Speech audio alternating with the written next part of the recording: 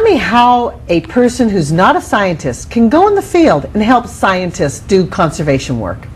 Well, that's what Biosphere is all about, that we want to be inclusive, we want to enable people who don't have to be scientists, they don't need any special skills, there's no age limits. We split the expeditions up into 2-week slots that people can come in their ordinary holiday time. So people come from all over the world to help? Definitely. And go all over the world? Absolutely, and I think that adds an interesting dynamic to the expedition experience, because you have a group of people who are from different backgrounds, different cultures and age groups. The only thing they have to have in common is the ability to communicate, so our language is English in the field. And your expeditions go to so many fascinating places. So let's talk about some of these places. I love cats. And you're studying leopards, both the snow leopards and the Arabian leopard. Yeah, we're quite big on cats ourselves, so we have a number of cat projects, a snow leopard project in the Altai Republic, which is in Central Asia. We have the Arabian leopard project in Oman. We work on pumas and on jaguars in Brazil, and on cheetahs and leopards in Namibia. So take your pick. And these animals, though, are different. So what are people looking at? I think people's interest in going on expedition might be specific to one animal, and those are often keystone species that are a focus point of the research. But your experience will be looking at the entire ecosystem, the dynamics between other species and how they interact, their prey, their habitat. It's definitely wider than just that one species. And when people do join multiple expeditions, if they're interested in cats, they can see the different elements come into play in different parts of the world and different species, I think, too. And it's one of our taglines is experience conservation in action, and that really sums it up, because it's not a safari. You know, if you're looking to look at lions in an air-conditioned bus, you know, on the African savannah, you don't come with Biosphere Expeditions. It's research. You know, it's to experience what is it like to be a scientist in the field. How do I help them? You know, can I help them with their work?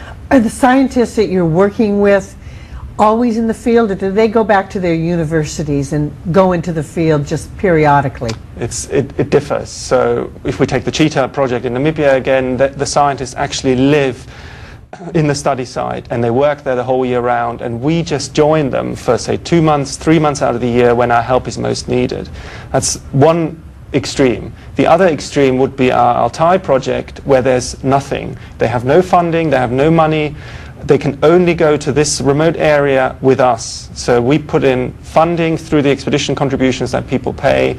We put in vehicles, we put in infrastructure, we put in the base, and then they come with us, and that actually enables them to do their research for those 2-3 months out of the year. Without us, there wouldn't be any research in that area. Are you relating to the local people, to the communities? Are you helping them with the conservation work also? Definitely. That's a big part of it, I think, to have local involvement. The scientists often are from those countries, and so it's supporting them locally. It's not bringing us from abroad and entering into a country without acknowledging the people who are working there and living there, and working with the communities surrounding it, using local guides and support from the communities as well, for hiring a cook, for example. Absolutely. Or drivers. Anything that can be hired locally is our preference. How about the security of where you're going politically? I mean, you're going to countries all over the world. Does the person have to worry about that?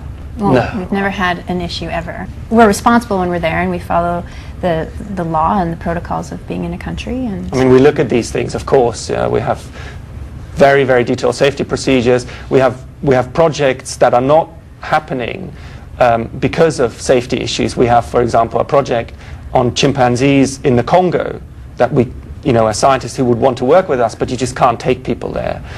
We only take people into areas that are safe to go.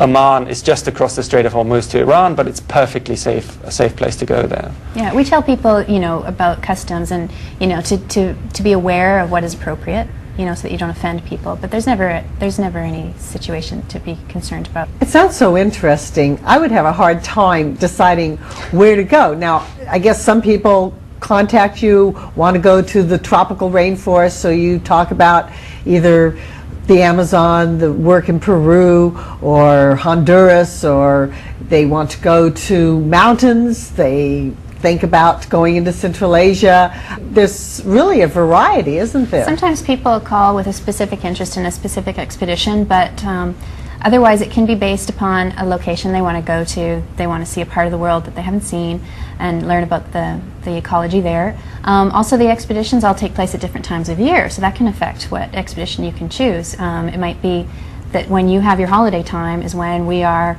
off in Oman studying the leopards, and maybe it's when we're down in the tropics. It can really depend. So, you know, that adds to the adventure. You just maybe never know where you're going to end up going.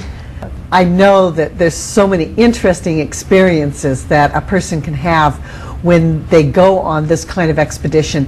It's truly ecotourism, but as you say, not as a safari, not as a sightseer, but as a participant to help that conservation work and to experience the environment and the wildlife in a different way. What are some of the most memorable experiences that people have shared with you? Well, we have many testimonials that people are always saying that it's a most amazing experience. They feel like they've made a difference with their time, and you're often saying that you can't even feel like you can repeat some of the things they say because you think we're making it up. They're very. But catching a cheetah, you know, putting a radio collar on it, you know, touching a truly wild animal that's sedated. Or I remember catching my first wolf and putting a radio collar on. Scientists all over the world with interesting projects, but it's quite an involved process to be a scientist and get on our list of programs. You know, it takes 2 or 3 years. You know, they have to show us it's scientifically valuable. How will the volunteers be used in a good way? Their skill sets be utilized, etc. So it's not just writing in and saying, oh, can you send us a few volunteers? So even though there are other organizations that go out and send volunteers to help scientists, Biosphere Expeditions is really special. You've selected very carefully the work to be sure that it's going to have a significant impact. Definitely, and I think another quality issue is that our staff is involved in every project. We won't be sending the public off with the scientists and we don't hear anything back from them. We're involved. So you've gone out to all of these, so I think it's wonderful that you've checked them out yourself. Thank you so very much for your good work, and thank you for being my guest. Thank you for having us. Thank you for your time.